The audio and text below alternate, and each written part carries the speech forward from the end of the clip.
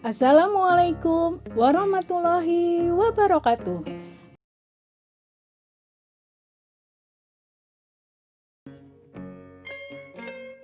Di video kali ini kita akan belajar tentang perpindahan panas. Anak-anak, Bu Guru mau tanya dulu ya, apa yang kalian ketahui mengenai energi panas? Adakah dari kalian yang bisa menjawabnya? Iya, betul.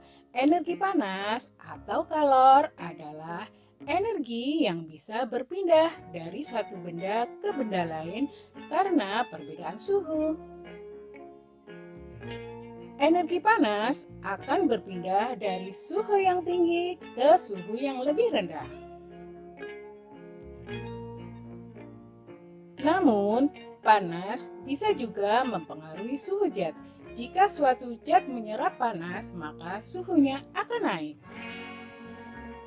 Berlawanan dengan hal itu, kalau suatu zat melepas panas, maka suhunya akan turun.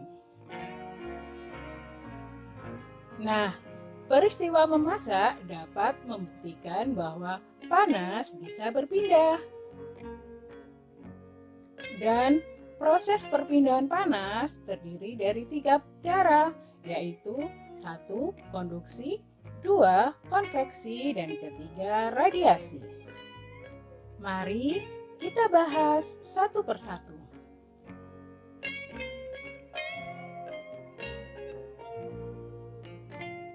1. Konduksi.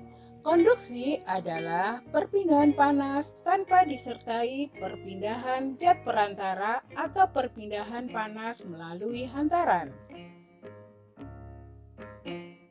Jadi, pada jenis perpindahan panas konduksi, hanya energi panasnya saja yang berpindah, tidak ada perpindahan partikel dari zat perantara. Sehingga perpindahan panas dengan cara konduksi hanya terjadi pada zat padat saja. Contoh perpindahan panas dengan cara konduksi antara lain, ujung logam akan terasa panas jika ujung yang lain dipanaskan. Misalnya saat sebatang besi kita panaskan. Contoh yang lain adalah mentega akan meleleh ketika diletakkan di wajan yang tengah dipanaskan. Atau knalpot akan terasa panas ketika motor dihidupkan. Atau juga tutup panci terasa panas saat panci digunakan untuk memasak.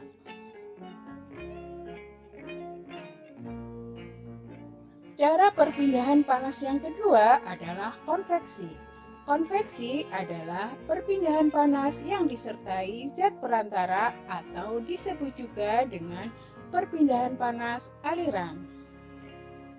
Pada perpindahan panas konveksi, tidak hanya energi panas yang berpindah, tetapi juga disertai dengan perpindahan partikel zat perantaranya. Sehingga jenis perpindahan panas konveksi terjadi pada zat cair dan gas. Contoh dari perpindahan panas konveksi antara lain memasak air dengan panci di atas kompor. Contoh yang lain adalah terjadinya angin darat dan angin laut. Atau gerakan balon udara. Cara perpindahan panas yang ketiga adalah radiasi. Radiasi adalah perpindahan panas tanpa memerlukan zat perantara atau disebut juga perpindahan panas secara pancaran. Contoh perpindahan panas radiasi antara lain tubuh terasa hangat ketika kita dekat dengan api atau jenis panas lainnya, atau menjemur pakaian di siang hari. Pakaian yang basah akan menjadi kering karena terkena sinar matahari. Contoh yang lain adalah menetaskan telur dengan lampu. Atau Panas matahari sampai ke bumi meski melewati ruang hampa.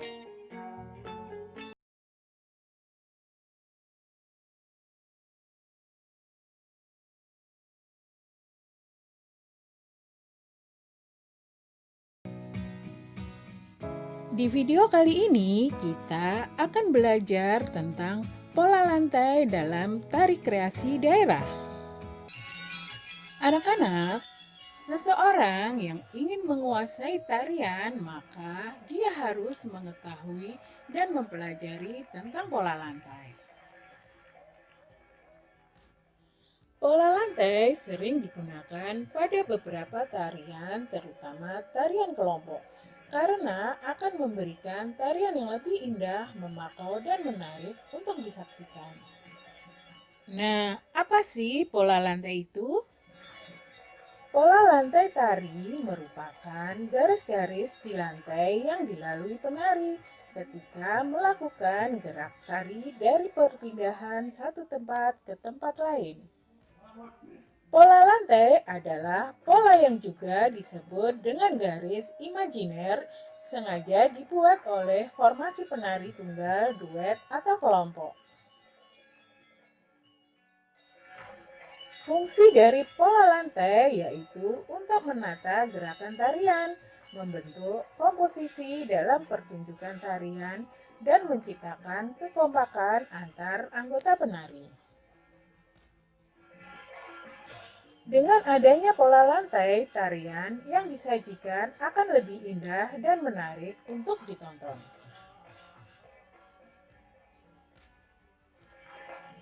Tujuan dengan menguasai pola lantai yaitu penari akan lebih mudah melakukan perpindahan gerak.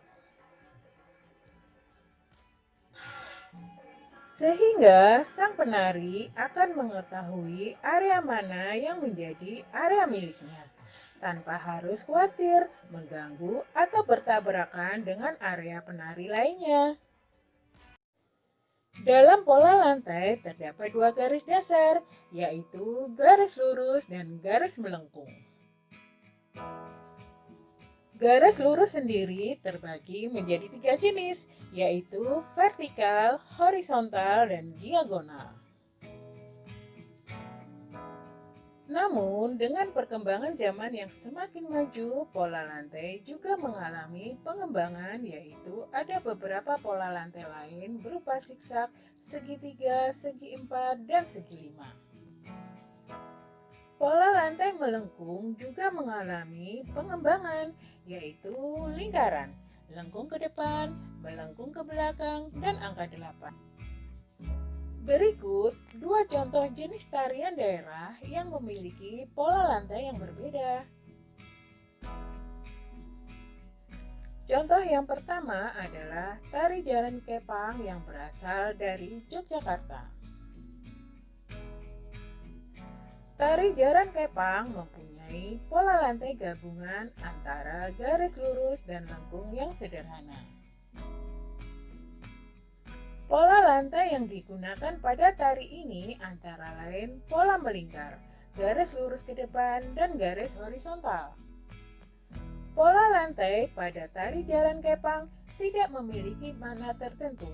Pola lantai dibuat hanya untuk format penari.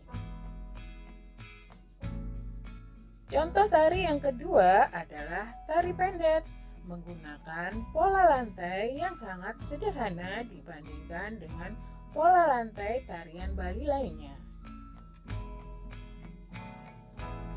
Tari pendet hanya menggunakan pola lantai berbentuk huruf V, pola lantai lurus, dan pola menghadap ke samping ke kiri dan ke samping ke kanan.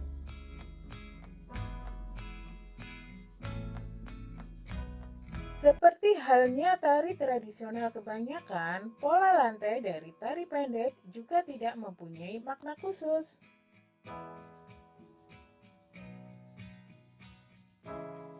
Sedangkan contoh tarian yang memiliki makna khusus di setiap pola lantai tariannya adalah tari bedaya dari Yogyakarta.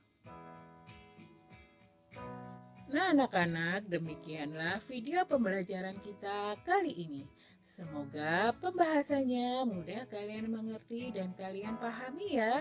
Jangan lupa subscribe. Terima kasih sudah menonton.